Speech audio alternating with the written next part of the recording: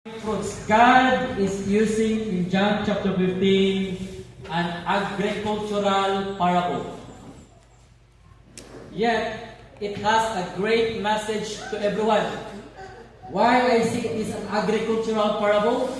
Because Jesus said He is, in John chapter 15, Jesus said, I am the vine, I am the true vine, and my Father is the gardener or the husbandman.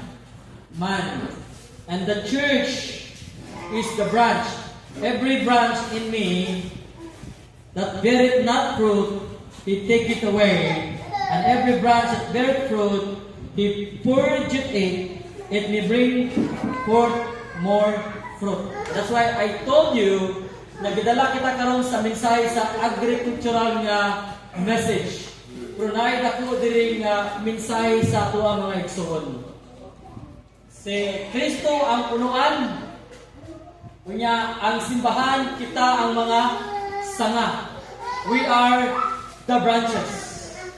And yet, the message this morning, nag-auhag ka nato kay ang tinuod nga disciple igsoon, the very challenging is makita yun ang pulong bunga. Verse 8, Herein is my Father glorified, that ye bear much fruit. Look at this. So, that is another term of word conclusive statement. So shall ye be my disciple. So not every saved, not every member of the Lord's church matawag siya disciple. In this paraphrase of the Word of God, ang gikonsider niya nga disciple lang katong ni bunga, katong ni produce og bunga. That's the Bible says. We learn in Matthew chapter 14, verse 26, at mga previous nga mga pagtuon, nga ang tinuod niya disciple yun, kinahanglan mo deny sa iyang kaugalingon. Kinahanglan siya na mo take up sa iyang cross, and then mo follow ni Christ. Because if you will not deny yourselves, you can never expect fruit sa imong kinabuhi. Walay Kristohanon na mamunga kung napatas kalibutan.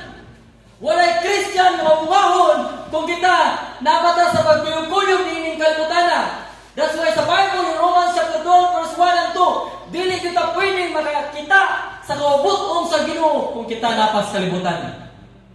Be not conformed to the world, but be renewing of your mind that you may prove what is good and perfect will of God kung kita dili magpauyon ning kalibutan. And that's why very sensitive yet tinuod ni